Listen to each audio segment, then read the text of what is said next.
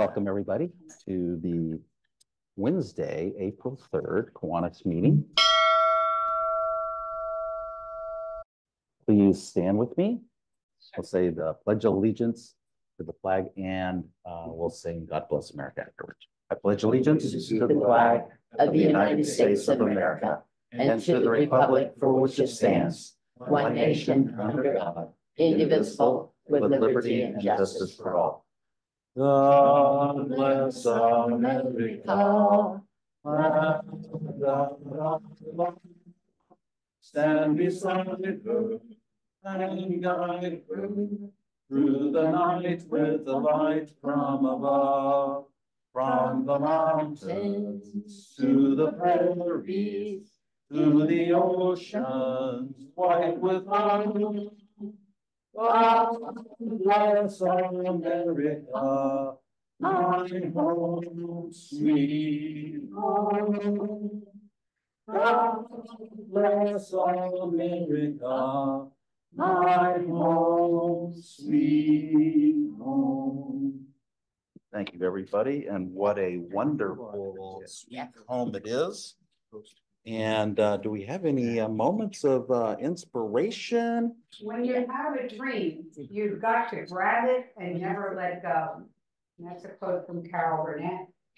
And obviously, she's grabbed a lot of her hopes and never let go of them. So she's a wonderful person.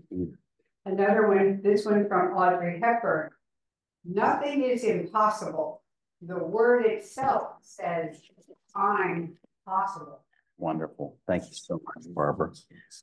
All right. We are going to go right into our speaker today. Jan, are you introduced? Wonderful. Okay. I'm happy to introduce Alicen Arnold, who is a licensed professional counselor, registered 500-hour yoga teacher, and mindfulness educator. She earned her master's degree in education from the University of Pittsburgh and has been in the mental health field for 20 years. Alicen has studied countless hours with the Himalayan Institute of Yoga, Science, and Philosophy in PA. She continuously refines her teaching to include a powerful combination of modern psychology, yoga philosophy, movement, mindfulness, and meditation, all while keeping classes accessible and fun. She enjoys tailoring programs for various settings.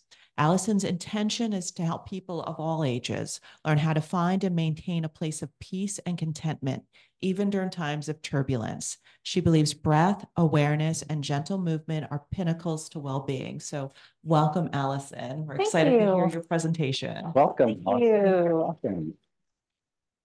Thank you so much. And I'm here to talk about our initiative, the work that we do, and then give you a little bit of a taste of mindfulness. Have any of you heard of mindfulness or familiar with mindfulness? Most, yeah. So what I like to think of is mindfulness is something that even if we are aware of it, if we don't practice it, it can't help us. So much of what we do in the Mindful Child Initiative is to reach as many children and people who work with those children to bring mindfulness and the practice of mindfulness to their lives. So thank you so much for joining. You are just here to listen, to ask questions. We invite you to take away any distractions, things like that.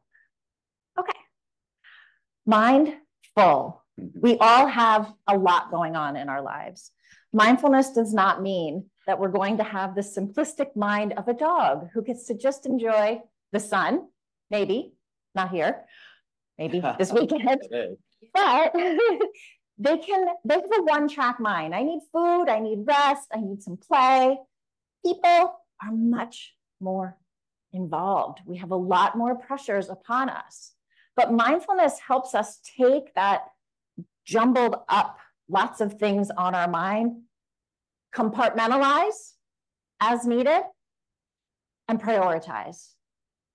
Often when it's time, especially for our students that we work with, to focus on their schoolwork, and we had a little bit of a conversation about this earlier, if they are hungry, if they are worried about where they are going to sleep that night, their math lesson is probably the last thing on their minds.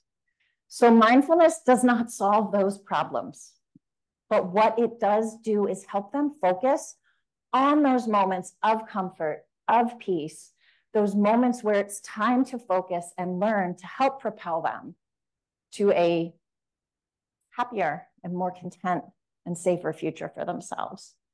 So mindfulness helps us clear up, helps us focus.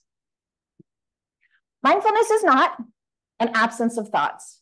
That's not what it does. That's not what we expect. Our mind to be completely clear would be nothing short of a miracle. But it helps us focus even momentarily on what we want to do or what we want to think about. So often those negative thoughts are intrusive. We call them ants, because if you get one ant, you have many automatic negative thoughts. It's not a behavioral or a disciplinary tool. When we go into a classroom, I in particular go into K through 5, we do 15-minute increments of lessons. We do not force our students to participate. It is an option. Mindfulness is something that we want to invite people to try, not push upon them. It is not a magic pill for happiness. As you mentioned, I am also a psychotherapist. So it does not mean that the problems will disappear, but it means that you have a clearer mind and a calmer nervous system to make decisions that are more helpful, rather than make decisions out of a state of panic. Because many people in general, of all ages, live in a state of panic. We live in instead of that's that inhale and exhale. Not a religion. There is no religious connotation to it. Any religion can participate in mindfulness. And when we teach in the schools, we do steer away from the words meditation because we don't want to infer that that's what it is. Quite frankly, if you study meditation, mindfulness is not really that. It's a practice. And it's not something you suddenly achieve. When I teach in class, I say, I got this certificate. If I don't use it, it doesn't help me. I have to practice it. Mindfulness is also not meant to be something that is an extra to do, especially when you walk into a classroom and you try and tell a teacher to put something else on their list. They're like, yeah, no. It's meant to complement what you're already doing.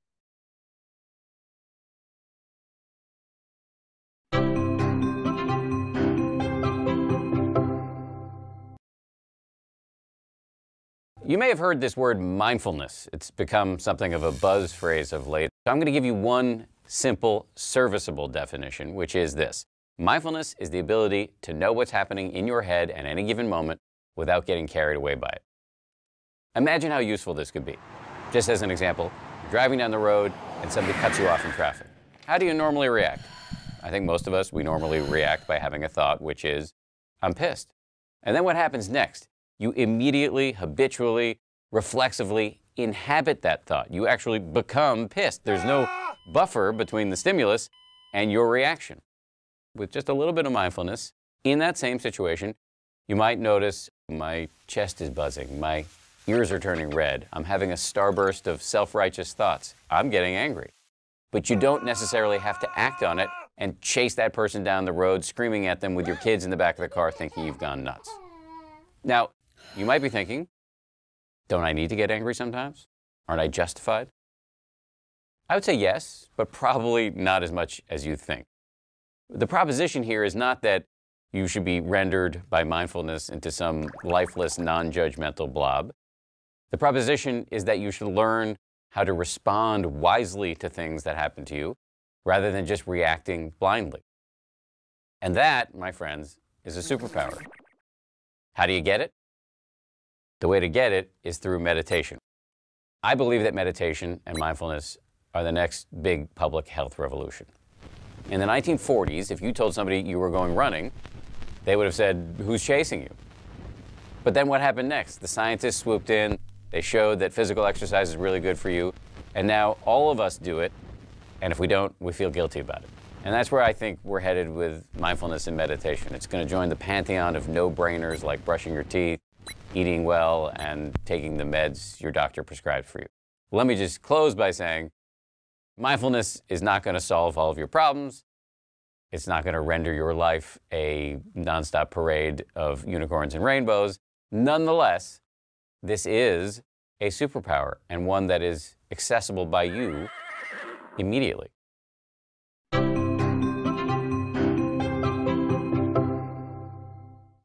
Let's take a mindful moment. So in the beginning and end of every class, we bring the singing bowl. It's amazing. The kids love it. They can't wait to hear it. Keep it away from the mics. I don't know how it'll sound.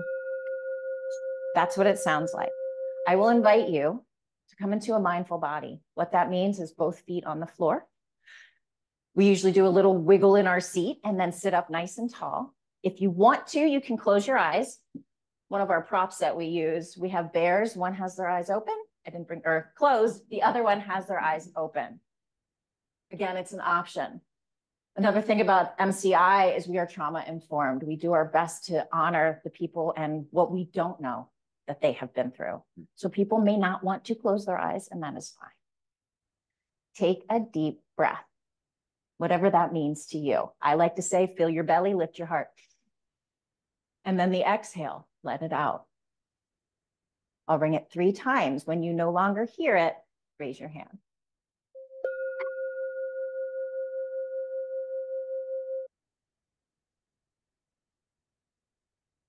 If the mind wanders, it's okay. You're like all of us. Bring it back to the sound and your breathing.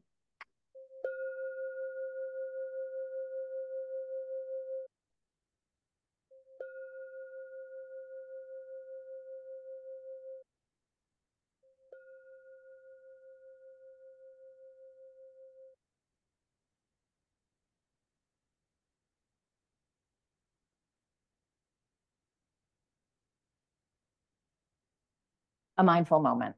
You can listen to music mindfully. Many of us listen to music, make our coffee, do a million different things. That's not mindfully listening to music. That's doing different stuff, and that's all right. But mindfully listening, like if you listen to a song, you're like, I didn't even hear that, and you start it again. Mindfully listening is doing it on purpose. 4 square breath. Let's go back to that because we just had a moment. Let's talk about the power of a deep breath. So we have this thing called the vagus nerve. It travels from the back of our brainstem down to all of our organs. I am not a brain scientist. However, I have learned enough to understand and trust the scientists who have done the work to know and to believe that this breathing process, that exhale, activates our parasympathetic nervous system. That's the brake. So we don't want to drive a car without a brake. Our go is our sympathetic. That's fight, flight, or freeze. Our brake is our parasympathetic. That's rest and digest. Many of us don't rest and digest well. That's that exhale. It improves our blood oxygenation, reduces our stress levels, massages the abdominal organs, relieves tension, and decreases blood pressure. So our diaphragm, when we breathe, is what moves. I say fill your belly, but your belly doesn't really fill. It's our diaphragm that moves down when we inhale and displaces our organs, which is good for them, and then lets them come back into place, moving that stuff around. All right, 4 square breath. This is one we teach often. I'll invite you to see, sometimes I'm used to my kindergarten. Show me the hand you write with, and then use your other hand, so your non-dominant hand. And we'll use our other hand to trace the 4 square breath. You'll breathe in and draw up. 3, 4, breathe out. 2, 3, 4, while drawing the square, and breathe in. 2, 3, 4, and breathe out. 2, 3, 4. We'll do it 2 more times.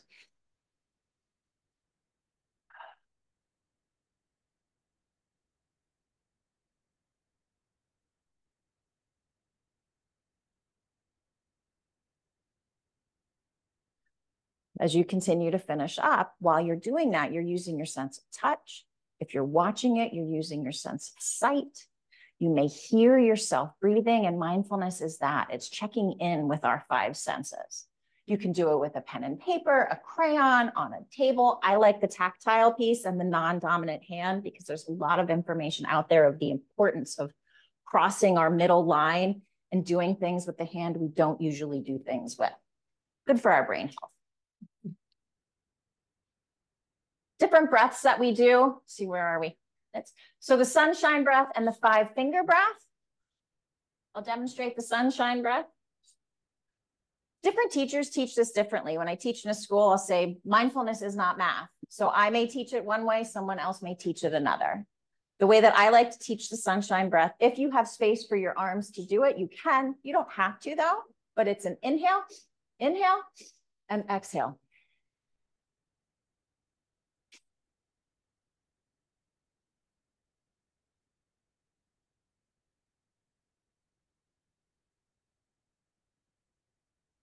So in your spare time, not while driving with your arms, but you can. And it goes back to extending that exhale is what helps us rest and digest. The 5-finger breath is one we do in school a lot. And I have some handouts up here if anyone is interested. These are some cards that we hand out. If anyone would possibly choose to sponsor a child, a class, etc. These are some of the things that we hand out to them. We gave out little keychains and we had holes punched in these and they got them to keep with them. It was quite exciting. They put them on their book bags. This one has the 5-finger breath on it. And it's this. Taking 5 breaths. Again, you can do this one non-dominant hand. Sometimes we call it roller coaster. Sometimes we call it mountains and valleys. I don't care what you call it as long as you do it. I tell the kids, they don't have to remember. It's funny though, they do. Mindful moments throughout your day. Again, it's not something to add to your to-do list. It's something to complement your day. So your morning beverage, tea, coffee, water, orange juice. Every time you touch a door handle, turn on a light switch, giving yourself that moment. Journaling is a fabulous thing to do. Gratitude practices. There's tons of studies out there that show that simply pausing and thinking about what we are grateful for helps to create those new neural pathways in our minds. Connecting with nature, a splash in the puddles, I guess. So our mission is, as I said earlier, to reach anyone who works with students. Our first and foremost approach to this is getting directly into the schools. As I said, I personally teach K through 5. We have teachers in every elementary school in Allentown School District. We also go into Allentown Middle School and high schools. We work with students that are pregnant, expecting, or have young children in high school. We also work in Bethlehem High School. We do programming there. So we have pre-K programs as well. I don't personally work in those, but we do have those as well. We bring mindfulness to teachers at faculty meetings. We provide support through Lehigh Valley Health Network to their school-based therapists. Whatever opportunity we get, we're out there trying to spread this word to help people, in particular, who are in contact with our Allentown folks, but whoever we're happy to meet with. We are not in Easton. There's another program that I believe is more so in Easton School District, but we are not. Again, I don't necessarily navigate those things, but no, not at this point. Here's some of the things I talked about, where we are, what we do, our community events, fundraising. These are some of our partnerships that we have. So yes, here's Allentown, Bethlehem, the various. So the important one is Kiwanis Club of Allentown's in the center middle. Yeah. Oh yeah. We didn't plan that, but there you are. So as I said, I do have some of these you're welcome to take that just summarizes a little bit about what I spoke to. Oftentimes in middle and high school in particular, I will point out that mindfulness does not mean that you don't stand up for yourself. Mindfulness doesn't mean that you can't have a cause. It means the way that you do it and how you present yourself, what you say. You take that moment to regroup before chasing the person down the road. Yeah. Any questions? Any plans to expand into the Easton area? I can't speak to that. I'm not sure. I don't think we're against going anywhere where there's a desire for mindfulness. In all honesty, I will venture to say there's probably 20 to 25 of us who we're in a fortunate position to pick and choose what we do and where we go, but there's people who are almost always willing to go provide the service that we'd like. Do you do that in the class? How do you do that in the classroom? So one of the things that we do in elementary schools, we don't have any visuals at this point. We decided to steer away from that because we're trying to steer people away from screens. In middle and high school, a lot of times we do because that's pretty much the only way to get them engaged in the moment. But in elementary schools, this is one way that we do it. We start and finish with that every time. They love this. This is what we call our breathing ball. We'll invite them to bring their hands together. If you want to give it a try, you can. Kind of rub for a moment, bring that little bit of static in, breathe out, pause. And breathing in, you take your hands apart. And then breathe out. So then they have their own breathing ball. They don't have to have the toy, although they love it. They're in a small space. And it is absolutely amazing the ideas that these kids come up with. They will come up with different names. They will come up with different ways to do it. And they love sharing their ideas. I tell them all the time, I learn from them, and it's true. Another thing we do, we have a glitter jar. So we have sort of this toolkit, which is part of what the sponsorships go toward, is keeping us filled up with all of these gadgets. This is what we call our glitter jar. So we have a lesson where we talk about feelings, and that when our feelings get shook up, mindfulness can help us settle them back down. So the visual piece of things is important at that K-5 level to help get them in. But at this point, we haven't used the screens. We also have things like this for our special needs classrooms. We do more tactile things. Some of our nonverbal students, some of the students that are not engaged in this sort of practice, something like this, where there's a little marble in here and you move it around, is very mindful. It's keeping you looking. You're using your sense of touch. You have to focus on what you're doing. So there are different tools that we bring in depending on the classroom. For the most part, K-5 and your regular ed, they see Mrs. Mindfulness coming, usually what they call me, and they're ready. I think they like how it makes them feel. Has the classroom teacher said that she has seen, or they were seeing, or she has seen behaviors decrease? Yes. So we have, actually here, we have a list of testimonials that are really, some of them are very cute. We did leave the spelling and the grammar as it was to show that we really took it from the student and what exactly they said. Last week, I was at something with Sarah, one of our executive directors, and she had real live data coming in through a Google form from teachers. And don't quote me because it changed since I saw it, but it was 87% of our teachers said, yes, it makes a difference.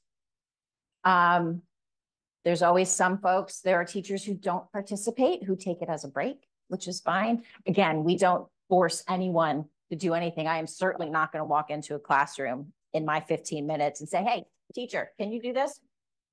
No, you're not going to get well received. Some of them do participate. The ones that do participate, I will say it is absolutely unquestionable that their students participate better, participate more effectively and efficiently. Where do you get your training to do this? Most of us, there is a program online or a curriculum online called mindfulschools.org. We have all gone through that training. Most of us either have some elementary education, psychology, yoga training. Different people come at it with a little bit of a different background, but we've all gone through that Mindful Schools curriculum, I suppose it is. That's our certificate. So do you charge the school to come in and do this? We do. The funding has shifted over years. I believe, and again, this is where I am not the two co-executive directors are the ones that could speak much more effectively on the funding and things like that. But our funding has shifted over years. It used to be that we were funded by state grants. Allentown now has their own pool of money that pays us, I believe. So a lot of it is our fundraising, our partners that helps to fund the various programming that we do. On here, they have it broken down into what we what it is to sponsor one student for 1 year, one classroom for 1 year, as far as where the finances get moved around. But if you have further questions, Jason or Sarah would be happy. Jan has those, their information. Be here today, but he had a conflict, so Alan is here. So, but if you want to know more about that, you can send me the question also. Yeah. Are you scheduled on a regular basis in different classrooms? Yes. So, and myself in particular, I go 1 day a week. We do 15-minute increments and I do 10 classes in a row. So I go into Central Elementary School. Again, we have someone in every elementary school in Allentown, and that's where Jason comes in. Jason helps navigate that scheduling with the schools and helps to collaborate with them to get our schedules to set things up and be ready to be able to be flexible because schedules change. And but for the most part, especially this year, I would say because we've been in the schools now, we've been in Allentown elementary schools for, I will say, 12 years at this point. Not all of them for the 12 years, but at this point we are at the 12 years. It's gotten much more streamlined. The schools are much more receptive because we are an extra. We are something that the guidance counselor or whoever may do the scheduling at that point. Jason, our co-executive director, was actually a principal at Muhlenberg Elementary when we went into there, and he was deciding to leave the education system formally, but came into our program to help with that. So he's got a lot of experience in the school system to help be able to navigate those relationships and set those things up. I can definitely see the benefits of this. You know, I mean, it's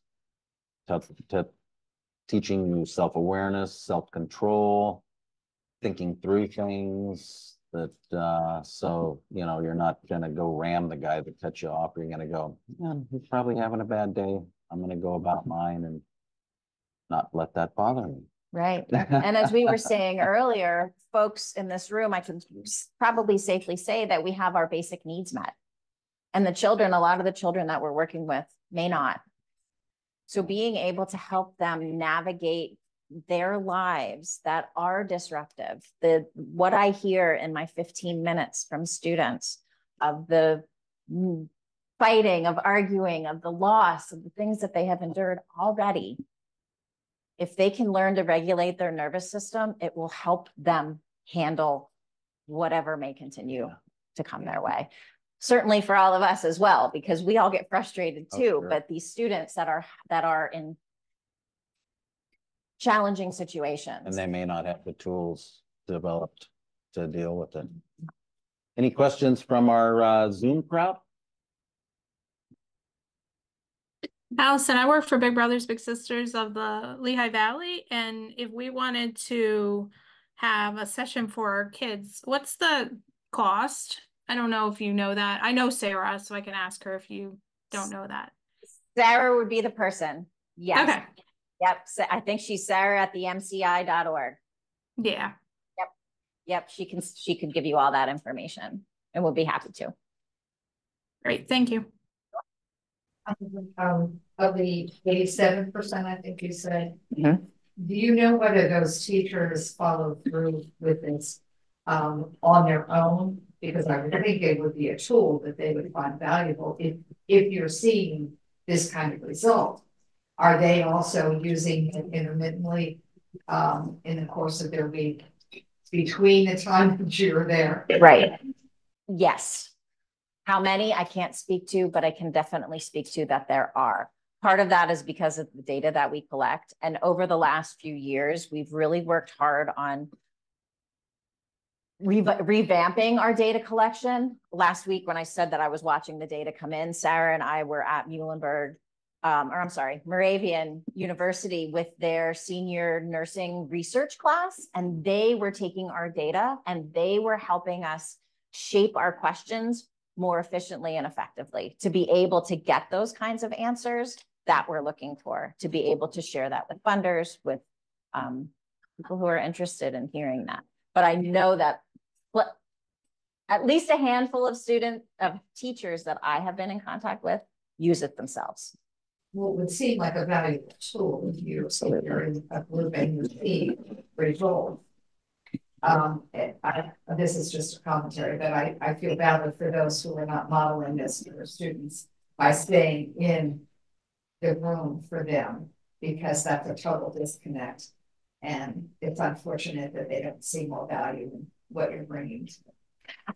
Sometimes I think that it might not even be that they don't see value, but that they are so overwhelmed themselves that they see us coming into the room as a break.